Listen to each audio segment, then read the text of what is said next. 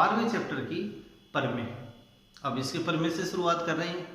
सबसे पहले प्रमेय कि सिद्ध कीजिए कि समान जीवाएं केंद्र से समान दूरी पर स्थित होती है। सिद्ध कीजिए कि समान जीवाएं, अब जीवाएं किस में स्थित होती है, केंद्र किस में रहेगा, वर्त में।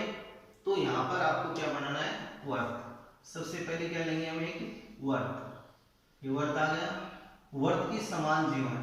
अब देखो समान जीवाएं केंद्र के विपरीत भी हो सकती है, केंद्र के विपरीत हो सकती है, या एक यहाँ साइड में एक नीचे भी हो सकती है, लेकिन दोनों जीवाएं एक ही तरफ नहीं हो सकती।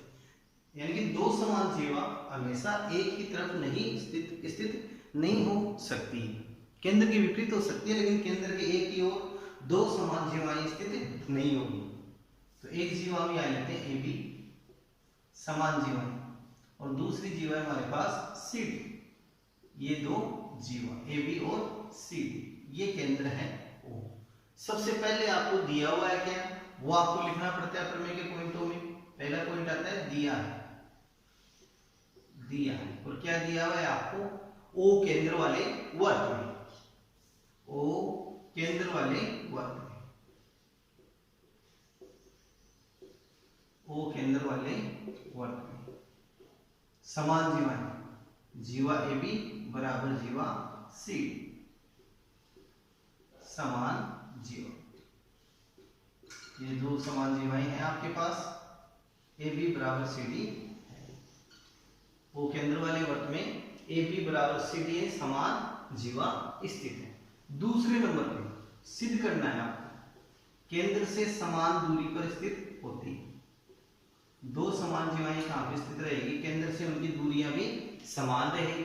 केंद्र से दूरी इस पहली जीवा सी डी की ओपी ले लेते हैं, और इसकी दूरी ओ क्यू ले लेते हैं। तो आपको सिद्ध क्या करना है, यहाँ ओपी के बराबर ओ क्यू, ओपी के बराबर ओ क्यू सिद्ध करना है, ओपी बराबर ओ क्यू। ये पॉइंट हमारे को इसमें सिद्ध करना है। थर्ड पॉइंट आएगा रचना का, थर्ड पॉइंट आएगा रचना का। तो देखो जो भी यहाँ पे प्रमेय है 12.2 से पहले, तो उनके अंदर ज्यादातर में सर्वांग समता का प्रयोग होता है। अब सर्वांग समता किसमें आती है, त्रिभुज में। तो हमारे को यहाँ पर क्या बनाने पड़ेंगे, त्रिभुज बनाने पड़ेंगे।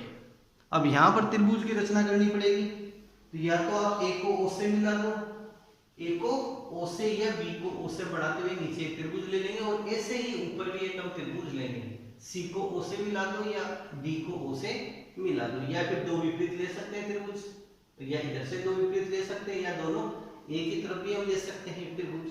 तो यहाँ पर आपको त्रिभुज बनाना है, तो आप यहाँ पर फ्री हो कि एक आपको ऊपर त्रिभुज लेना है, एक नीचे लेना है। वो चाहे आप इधर भी ले सकते हो, इस साइड भी ले सकते हो, आपको यानी एक दूसरे के इनकी विपरीत भी ले सकते हो, या एक ही तरफ भी आप ले सकते हो।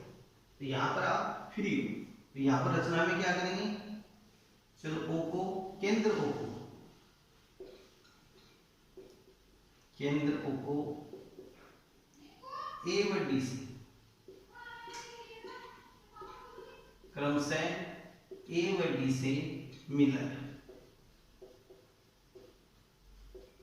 ए और डी से इसको मिला देंगे, ए से और डी से। तो दो त्रिभुज हमारे पास बन गए, और ये क्या हो गया, यहाँ पे लंब तो जाएगी। एक और प्रमेय है ना कि केंद्र से खींचा गया लंब उस जीवा को क्या करता है, ये समद्विभाजित करता है।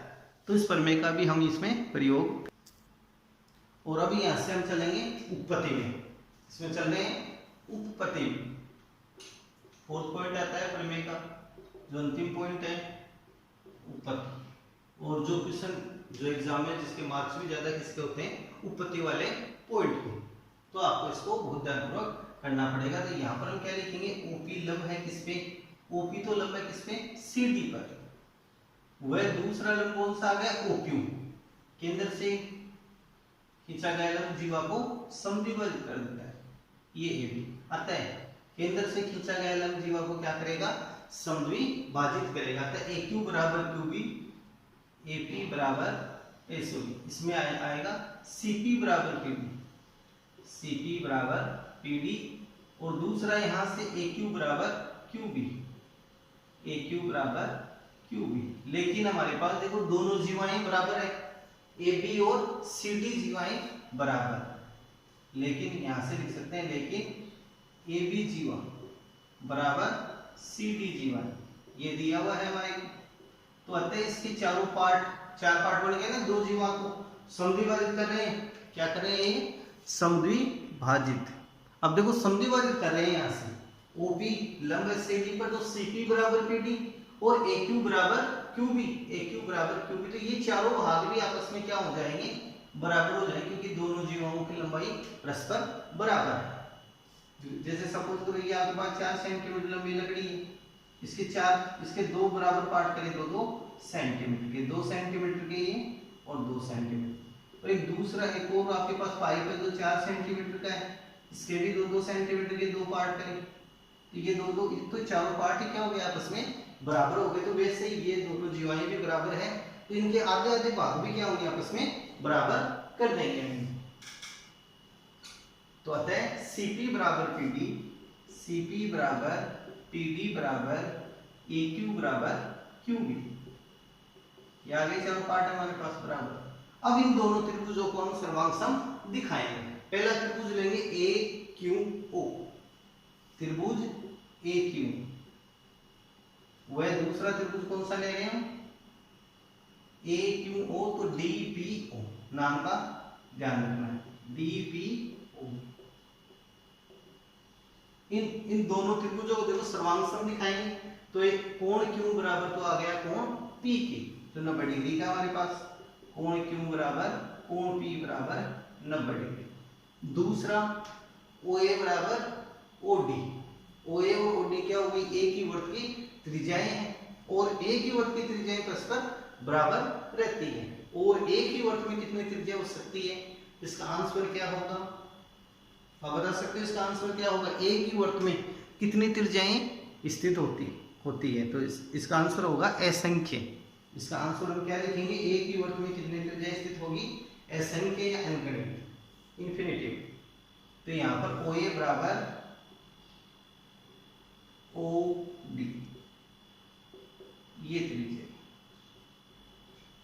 और साथ में AQ बराबर PD, AQ बराबर PD। अभी जो सर्वांग समता के नियम का प्रयोग करें तो कौन सा लगेगा? समकोण कर्ण भुजा नियम। ये समकोण आ गया, समकोण के सामने की भुजा कर्ण आ गई, और एक अन्य भुजा है लंब और आधार में से। तो यहाँ कौन सा यूज करेंगे? RHS सर्वांग क्षमता गुणधर्म से, RHS सर्वांग क्षमता गुणधर्म से या नियम से। पहला त्रिभुज हमारे पास AQO, ये सर्वांग सम त्रिभुज DPO। अब सर्वांग सम त्रिभुजों के संगत अवयव बराबर होते हैं। संगत अवयव का मतलब संगत भुजा और संगत कोण। लेकिन हमारे को यहाँ क्या दिखाना है? OP बराबर OQ। तो OQ बराबर OQ किसका आ गया? OQ बराबर OP, संगत भुजा। और यही हमारे को इसमें सिद्ध करना था, क्वेश्चन में यही सिद्ध करना था। तो आगे क्या लिखोगे आप लास्ट में? HP और इति सिद्ध। तो ये आपको ध्यान रखना है। अब नेक्स्ट है हमारे पास प्रमेय 12.8, और 12.8 प्रमेय में सिद्ध कीजिए कि एक चाप द्वारा वर्त के केंद्र पे अंतरित कोण उसी चाप द्वारा वर्त के शेष भाग के किसी बिंदु पर अंतरित कोण का दुगुना होता है। जैसे देखो इसको डायग्राम में समझो आप चित्र से। ये वर्त है, ये वर्त का कोई चाप है, वर्त के चाप के द्वारा ये केंद्र पे ये कोण बन रहा है, वो वर्त के शेष भाग पर। तो वर्त का शेष भाग किसको कहते हैं? केंद्र के अलावा जो भाग है उसको हम बोलते हैं वर्त की परिधि, भी यहाँ से कह सकते हैं। यहाँ से वर्त के शेष भाग का मतलब वर्त की परिधि। ये परिधि पर कोई बिंदु स्थित है, इसके ऊपर ये कोण बन रहा है वर्त के शेष भाग पर। शेष भाग मींस क्या हो गया? परिधि। जैसे ये कोण 60 का है, तो ये कोण कितना बनेगा आपके पास? इसका आधा 30 का। कि जो शेष भाग पे कोण बना है 30 का, इसका दुगुना होता है कौन सा? केंद्र वाला कोण। तो ये बात आपको याद रखनी है। ऐसे छोटे क्वेश्चन भी इसमें से आते हैं 12वें अध्याय में, तो इस प्रमेय के ऊपर से कई क्वेश्चन बन सकते हैं। जैसे ये कोण 30 का, तो ये कितना बनेगा? 60 का। और आपको यहाँ पर किसी एक कोण का मान दिया जाएगा, दूसरे कोण का मान आपसे पूछा जाएगा। अब चलते हैं इसी क्रम में आगे। तो एक चाप के द्वारा वर्त के केंद्र पे अंतरित कोण, ये कोई वर्त है, ये कोई वर्त है, वर्त का ये कोई चाप AB, चाप AB के द्वारा केंद्र पे ये कोण बन रहा है AOB, केंद्र पे कोण है AOB और शेष भाग के ऊपर कोण ACB अंतरित होता है। इस लाइन को यहां तक ज्वाइन करेंगे B से, ये ACB अंतरित होता है। केंद्र के ऊपर कौन सा कोण बन रहा है AOB, शेष भाग के ऊपर कोण बन रहा है हमारे पास ACB, ये यहां तो हम यहाँ लिखेंगे। सबसे पहले आपके पास क्या है, दिया हुआ है, दिया हुआ है कि आपको एक वर्त है जिसका केंद्र O है, तो O केंद्र वाले वर्त में, O केंद्र वाले वर्त में। अब चाप आपके पास कौन सा है, चाप AB, चाप AB चाप का ये चिन्ह दिखा दो या फिर ऐसे लिखना पड़ेगा चाप AB। यदि आप चिन्ह नहीं दिखा रहे हो तो पूरा आपको ये शब्द ये लिखना पड़ेगा चाप AB, और ये हमने चिन्ह इसका दिखा दिया चाप का चिन्ह कि चाप AB के द्वारा, चाप AB द्वारा केंद्र पर कोण AOB, केंद्र पे कौन सा कोण बन रहा है AOB, वह शेष भाग पर कोण ACB अंतरित होता है, ACB अंतरित होता है या होते हैं। देखो ये केंद्र हो गया चाप AB के द्वारा, केंद्र के ऊपर तो कौन सा बन रहा है कोण AOB और शेष भाग पे कोण ACB अंतरित होता है, ये हमने यहाँ पे लिखा है। दूसरे नंबर पे सिद्ध करना है और आपको यहाँ क्या सिद्ध करना है कि केंद्र पे जो कोण बनेगा वो डबल होगा किससे, जो परिधि पे जो कोण बना है या शेष भाग पे जो कोण बना है, तो कोण AOB, तो कोण AOB को दुगुना दिखाएंगे किसके, शेष भाग पे जो कोण बना है, शेष भाग का मतलब AC, शेष भाग का मतलब कौन सा आ गया कोण ACB। अब थर्ड पॉइंट आता है इसमें रचना, थर्ड पॉइंट क्या आएगा रचना। अब रचना में हम क्या करेंगे, C को O से मिलाया या फिर C को P से मिलाया, C को O से होते हुए इस P बिंदु तक मिलाया या C को O से मिलाते हुए P तक बढ़ाया, C को O से मिलाया एवं आगे P तक बढ़ाया, एवं आगे इसे P तक बढ़ाया, P बिंदु तक बढ़ाया। तो ये हमें इसमें रचना कर, साथ ही कोणों का नामकरण कर देंगे, कोण 1, कोण 2, कोण 3 और कोण 4, कोण 5 और कोण 6। ये जो त्रिभुज है आपको आसानी से दिखाई दे रहा होगा, इसमें मैंने कोणों का भी अंकन कर दिया 1 2 3 4 5 और 6 तक। अब यहां से हम त्रिभुज लेंगे, हम चलेंगे इसकी उत्पत्ति में। चौथा पॉइंट क्या आएगा, उत्पत्ति का। यहां से जो प्रमेय का पॉइंट है इसको मैं यहां से हटा देता हूं। सभी के पास बुक्स है आपके पास, तो बुक्स में से भी आप देख सकते हो, और जो मैंने तरीका लिया है वो बुक से अलग लिया है थोड़ा, ताकि आपके आसानी से समझ में आ सके। थोड़ा इसको और सिंपल किया है मैंने। उत्पत्ति चौथा पॉइंट कौन सा आएगा, तो हमारे पास देखो दो त्रिभुज बन रहे हैं और दोनों को हम यहाँ पे समद्विबाहु त्रिभुज दिखाएंगे। त्रिभुज AOC, पहला त्रिभुज कौन सा आपके पास AOC, एक तो इस त्रिभुज को समद्विबाहु दिखाएंगे और दूसरा इस त्रिभुज को BOC, त्रिभुज BOC। अब यहाँ देखो इसके अवयव निकालते हैं समद्विबाहु दिखाने के लिए, तो इसके अंदर क्या आ गया, OA के बराबर OC, OA बराबर OC, क्योंकि ये दोनों ही क्या है यहाँ त्रिज्याएं हैं और एक ही वर्ग की त्रिज्याएं परस्पर बराबर होती है। ऐसा त्रिभुज जिसकी दो भुजाएं बराबर है उसको हम क्या कहेंगे, समद्विबाहु त्रिभुज कहेंगे। तो इसलिए OA बराबर OC है, तो इसके दो कोण भी बराबर हो जाएंगे, कोण 1 बराबर कोण 2, कोण 2 के बराबर कौन सा दिखा सकते हैं, कोण 1, या फिर जो भुजाएं समान है इनके सामने के कोण भी बराबर होते हैं। त्रिभुजों की असमीका से भी इस कोण दे सकते हैं, या दोनों पॉइंट बनते हैं। ऐसे त्रिभुज बीओसी में देखो OB बराबर OC, OB के बराबर कौन सा आ रहा है हमारे पास OC, OB बराबर OC, एक ही वृत्त की त्रिज्या है। अब इसके अंदर भी इसके समूह कोण आप ले सकते हो, कोण 3 बराबर कोण 4, या फिर ये समद्विबाहु त्रिभुज है आपके पास। ये किस प्रकार का त्रिभुज है? समद्विबाहु, कोण 3 बराबर कोण 4। अब दोबारा चलते हैं त्रिभुज AOC में। किसमें चलना हमारे को? AOC में, त्रिभुज AOC में। त्रिभुज AOC में देखो, AOC में कोण 5 हुआ तो क्या इसका बहिष्कोण है कि त्रिभुज AOC में कोण 5 बहिष्कोण है, और बहिष्कोण का मान दो अंतःअभिमुख या अंतराभिमुख कोणों के योगफल के बराबर होता है। कोण 5 बहिष्कोण है और बहिष्कोण का मान किसके बराबर होगा? दो अंतराभिमुख कोणों के योगफल के बराबर। तो इसके दो अंतराभिमुख कोण कौन से हो गए? इसके ठीक सामने के 1 और 2। इस प्रकार से हम डायग्राम ले सकते हैं, ये कोण 5, ये कोण 1 और ये कोण 2। तो इसका अंतराभिमुख कोण ये दोनों कोण बढ़ जाएंगे। कोण 1 प्लस कोण 2 के योगफल के बराबर कौन सा आएगा? कोण 5 आएगा। तो कोण 5 बराबर कोण 1 प्लस कोण 2। अब यहां से इनको चेंज कर सकते हैं, हमारे को 2 और 3 का योगफल चाहिए आगे, जो जाके क्या बढ़ेगा? ACB बढ़ जाएगा। जो क्या बढ़ जाएगा? ACB,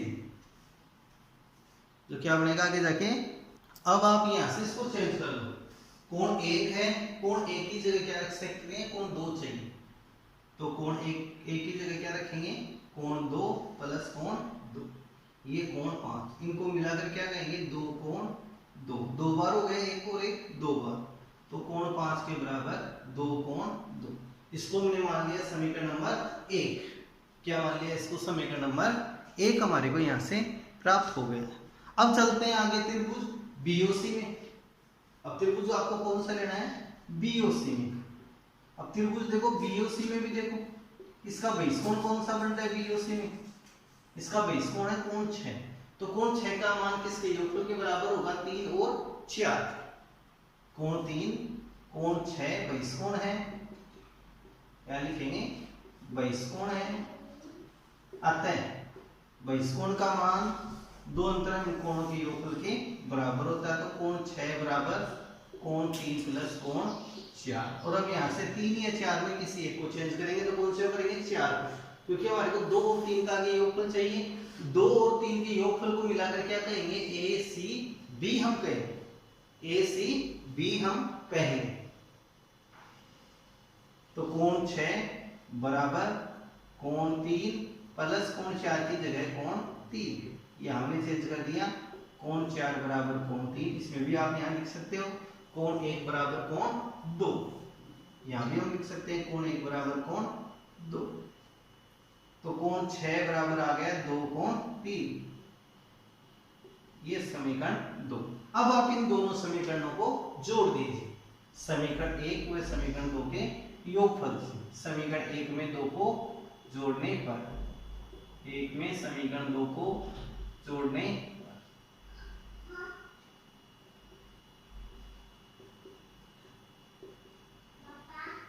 समीकरण 2 में जोड़ना, समीकरण 2 में जोड़ेंगे। अब समीकरण 1 में समीकरण 2 को जोड़ने पर, समीकरण 1 है कोण 5,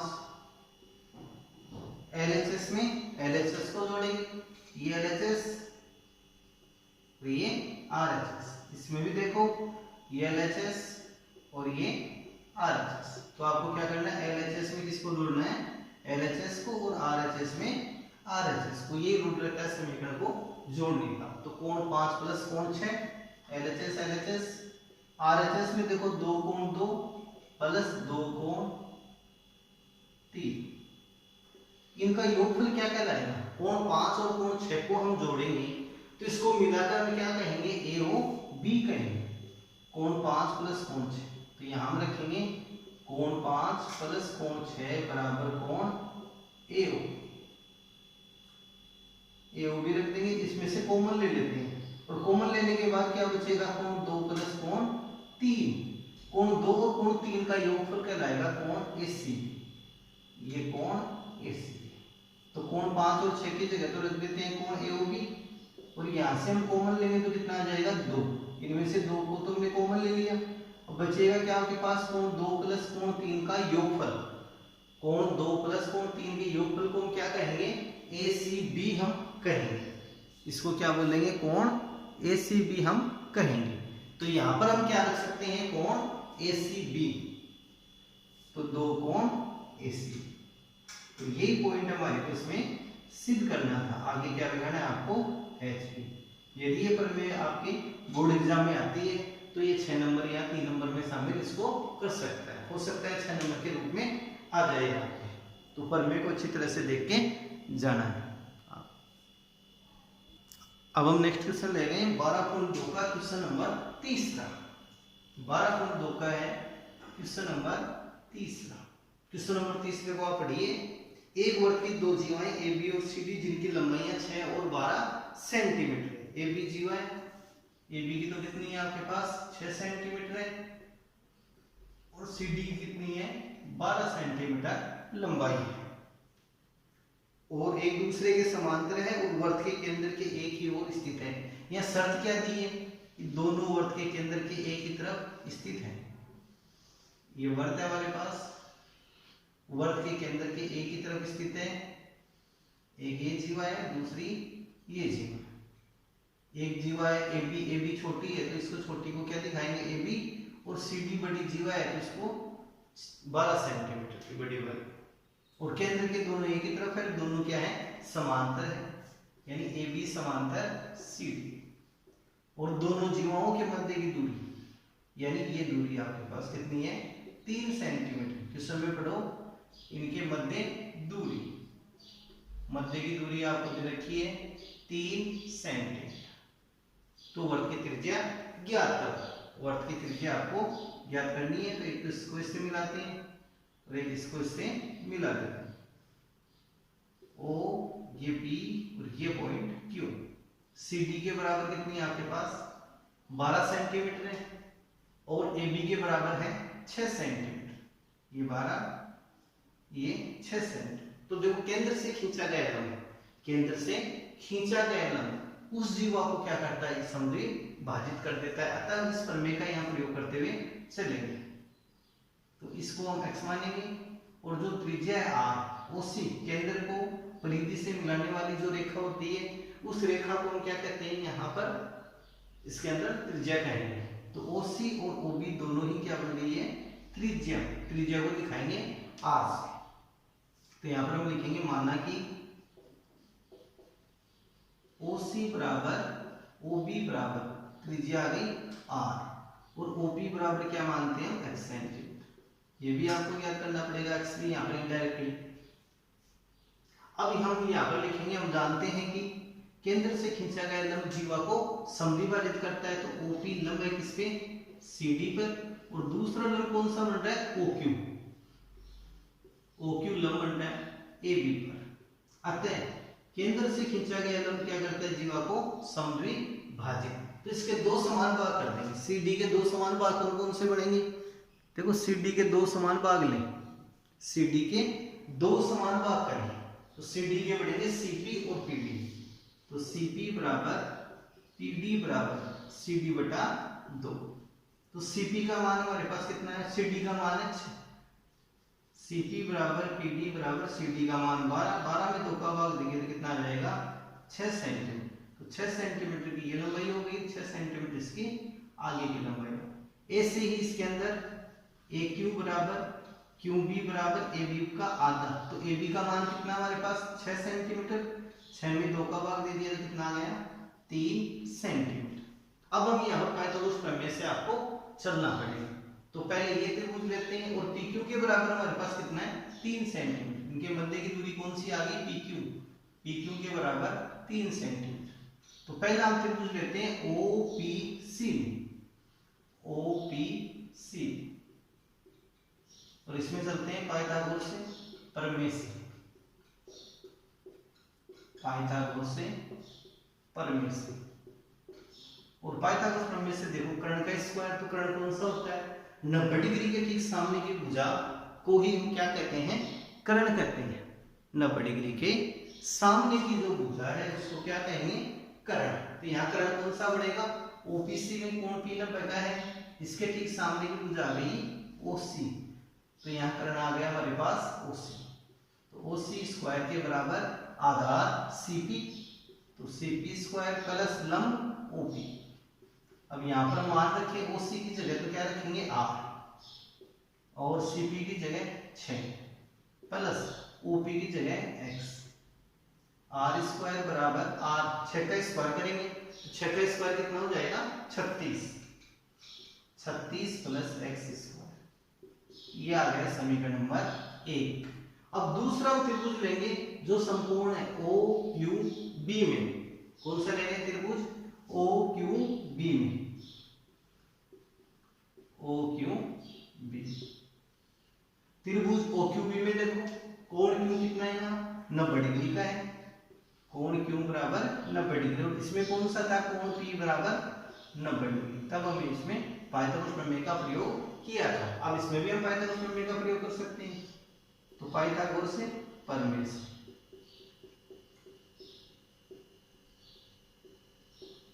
पाइथागोरस प्रमेय से अब इसका भी कर्ण आपको ढूंढना है, तो कर्ण कौन सा हो जाएगा? 90 डिग्री के ठीक सामने की भुजा।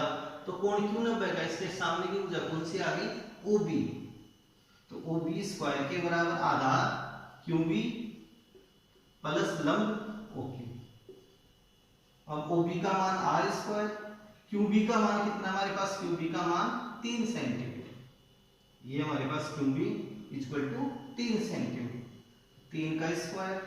और OQ का मान कितना हो जाएगा? O से लेकर Q तक की दूरी x प्लस 3। देखो OP है हमारे पास x, OP को क्या माना है? x, और PQ बराबर कितनी है? 3। तो टोटल मिलाकर कितनी हो गई है? x plus 3। तो यहाँ पर आ जाएगी x प्लस 3 का होल स्क्वायर। अब इसको हम सर्वसमीकरण से इसका विस्तार करेंगे। और सर्वसमीकरण यहाँ कौन सी काम में लेंगे? a प्लस b का whole square, a square plus 2ab plus B square. इस सर्वसमीकरण का आप यहाँ पे प्रयोग कर सकते हो। तो इस सर्वसमीकरण से इसका एक विस्तृत रूप ले लेंगे। आर स्क्वायर 3 का स्क्वायर 9, सर्वसमीकरण से खोलेंगे तो एक्स स्क्वायर, 2ab है तो 6x, 3 का स्क्वायर करेंगे तो 9, 9 को 9 में जोड़ दो 18, तो x square plus 6x plus 18 बराबर आर स्क्वायर। ये समीकरण नंबर आ गया 2। अब देखो समीकरण 1 और समीकरण 2 की तुलना करो। समीकरण 1 और समीकरण 2 की हम क्या करेंगे? तुलना। और तुलना करने पर हमारे को क्या प्राप्त होगा कि इनका एक एक पक्ष बराबर आ जाएगा। इन दोनों ही समीकरणों का एक एक पक्ष बराबर आ जाएगा। आर स्क्वायर, इसमें भी क्या है? R square. कहने का मतलब कौन सा पक्ष हमारे पास बराबर है? इसका पक्ष है LHS बराबर। तो दोनों ही समीकरणों का LHS बराबर है, अतः इसकी RHS भी बराबर होगी। यानी कि इनकी एक साइड है वो क्या आ गई है? बराबर आ।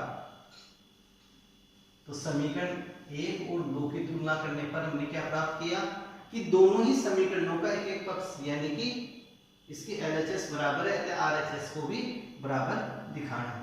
तो ये क्या लिखेंगे? समीकरण 1 व 2 से, समीकरण 1 व 2 से जो पक्ष बराबर नहीं है उनको हम क्या करेंगे? बराबर। तो पहले इसको लिख लेते हैं। समीकरण 2 को x square plus 6x plus 18 बराबर 36 प्लस x स्क्वायर।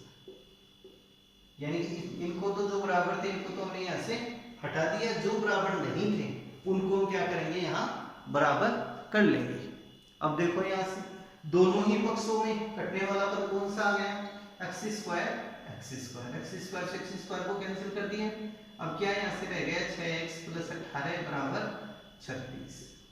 अब यहाँ से इसका पक्षांतर कर दो 18, प्लस का है, पक्षांतर करने पर किस में जाएगा? ये माइनस में। तो 6x के बराबर कितना आ गया? 36 माइनस 18।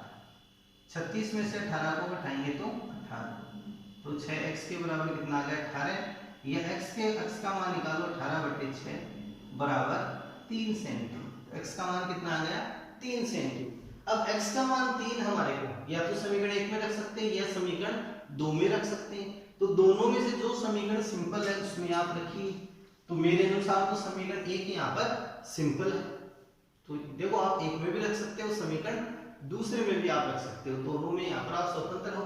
किसी भी समीकरण में x का मान रखे, हमारे को r का मान निकालना है। तो हम x का मान 3 समीकरण 1 में रखेंगे, x बराबर 3 समीकरण 1 में रखने। एक ये समीकरण तो r स्क्वायर के बराबर 36 प्लस x स्क्वायर। तो यहाँ x का मान कितना रखना है हमारे को 3, 36 प्लस 3 का स्क्वायर, 3 का स्क्वायर करेंगे तो कितना आएगा 9। तो r स्क्वायर के बराबर 36 प्लस 9, 36 में 9 को जोड़ो 45 r स्क्वायर। अब दोनों पक्षों का वर्गमूल ज्ञात करेंगे स्क्वायर को यहाँ से हटाने के लिए। तो r बराबर कितना आ गया आपके पास अंडर रूट 45 प्लस माइनस का यहाँ पर हम यूज करते हुए चलेंगे। अब नेक्स्ट स्टेप में देखो r बराबर क्या आ गया प्लस माइनस रूट 45, 45 के अभाज्य गुणनखंड करेंगे। 45 के क्या करने आपके अभाज्य गुणनखंड, 3 का भाग जाएगा 15, दोबारा 3 का देंगे 5, 5 हो गया। तो r बराबर कितना आ गया प्लस माइनस 3 गुना 3 गुना 5। इनका एक जोड़ा बना लो, ये जोड़ा बनाए तो कितना आ गया 3 गुना और रूट 5 अंदर रह जाएगा, तो इसका आ जाएगा प्लस माइनस 3 रूट 5। और त्रिज्या हमेशा क्या रहती है धनात्मक मान होती है, अतः r बराबर आएगा 3 रूट 5 सेंटीमीटर। तो अतः वर्त की त्रिज्या, अतः वर्त की त्रिज्या जो पूछी गई थी वांछित मान r बराबर 3 रूट 5 सेंटीमीटर।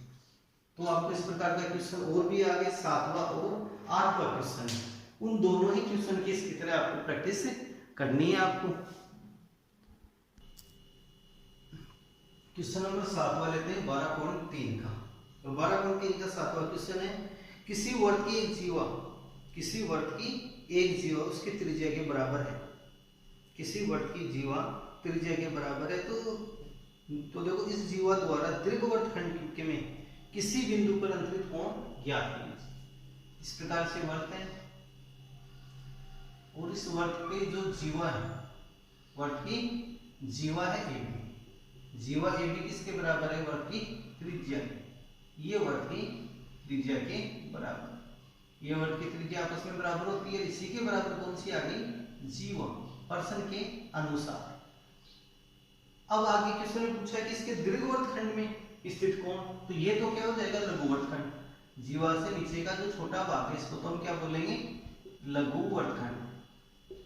और दीर्घवृत्तखंड कौन सा बन गया ये, अब दीर्घवृत्तखंड के किसी बिंदु पर, अब दीर्घवृत्तखंड की परिधि का कोई बिंदु लेना है, तो इस कोण का मान आपको ज्ञात करना है, कोण ACB का मान, जो पिछली हमने प्रमेय समझी थी उस प्रमेय के अनुसार ये जाएगा कि वर्त के किसी चाप के द्वारा, वर्त के किसी चाप के द्वारा केंद्र पे अंतरित कोण उसी चाप के द्वारा शेष भाग पर अंतरित कोण का दुगुना होता है। कि केंद्र वाला कोण तो क्या रहेगा डबल रहेगा, दुगुना हो जाएगा, और जो शेष भाग पे कोण बनेगा वो क्या रहेगा आधा रहेगा। तो क्वेश्चन में देखो O केंद्र वाले वर्त में,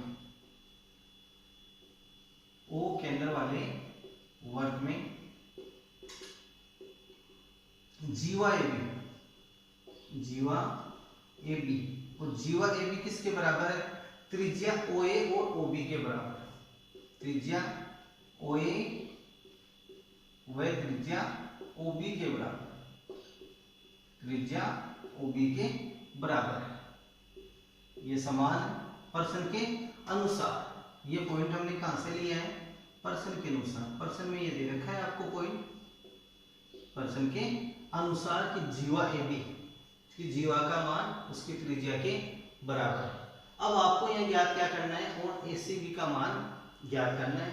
तो पहले तो देखो ऐसा त्रिभुज जिसकी तीनों भुजाएं परस्पर बराबर, ऐसा त्रिभुज जिसकी तीनों भुजाएं परस्पर बराबर हो तो उसे हम क्या कहेंगे समबाहु त्रिभुज कहते हैं। तो यहाँ से ये क्या बन गया, समबाहु त्रिभुज। अतः त्रिभुज AOB एक समबाहु त्रिभुज।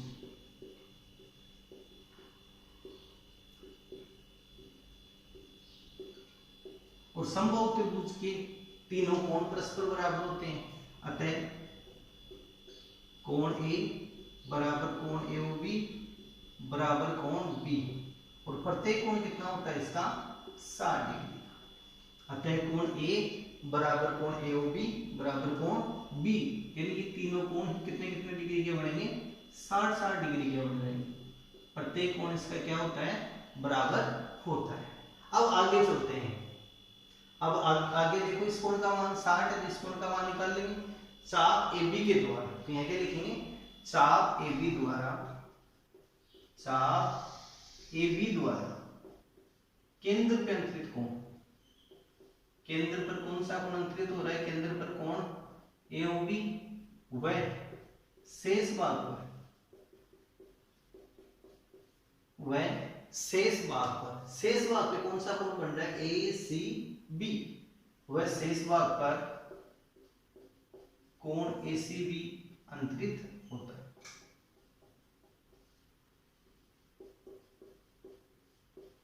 यानी कि देखो, इस चाप AB के द्वारा, चाप कौन सा हमारे पास AB के द्वारा, केंद्र पे तो ये कोण बन गया AOB, और शेष भाग पे ये कोण बन जाएगा ACB। अब इन दोनों कोणों में क्या संबंध आएगा, वो संबंध हमारे पास प्रमेय में है। अब ये भी मैंने प्रमेय का पॉइंट भी पहले भी बोला था, तो दोबारा एक बार वो रिपीट कर रहा हूं, उस प्रमेय का पॉइंट देखो। तो यहाँ क्या लिखेंगे, प्रमेय के अनुसार, प्रमेय अनुसार, प्रमेय के अनुसार। और प्रमेय वो क्या थी कि वर्त के किसी चाप के द्वारा, वर्त के किसी चाप के द्वारा केंद्र पे अंतरित कोण AOB का मान क्या होगा, यानी कि उसी चाप के द्वारा शेष भाग पे अंतरित कोण ACB का दुगुना होगा। केंद्र पे AOB का मान किसके बराबर होगा, ACB का दुगुना। इसका मतलब ये 60 का 3 कितना आ जाएगा, 30 का आ जाएगा इसका आधा। तो प्रमेय के अनुसार यानी कि कोण, दो कोण ACB, दो कोण ACB बराबर कोण AOB, या कोण ACB बराबर कोण AOB बटे 2, AOB का आधा। अब कोण AOB का मान हमारे पास कितना है, 60 डिग्री। ये यहां पर कोण AOB बराबर 60 डिग्री रखने पर, तो कोण ACB बराबर 60 बटे 2, 60 में 2 का भाग देंगे तो कितना आ जाएगा, 30 डिग्री। अतः दीर्घवृत्तखंड का कोण, दीर्घवृत्तखंड के किसी बिंदु का कोण, दीर्घवृत्तखंड में स्थित कोण ACB बराबर 30 डिग्री। कोण ACB का मान कितना आ जाएगा हमारे पास, 30 डिग्री प्राप्त हो जाएगा। तो 12.3 के अंदर भी कई क्वेश्चन इस टाइप के हैं, जो इसकी विविध है, जो इसकी विविध है 12वीं, उसके अंदर भी ऐसे छोटे क्वेश्चन है। इस प्रमेय पे आधारित बहुत से क्वेश्चन आपके आ सकते हैं। छोटे क्वेश्चनों में यहाँ से उठा सकते हैं अगला, तो आपको इन क्वेश्चनों की प्रैक्टिस करनी है।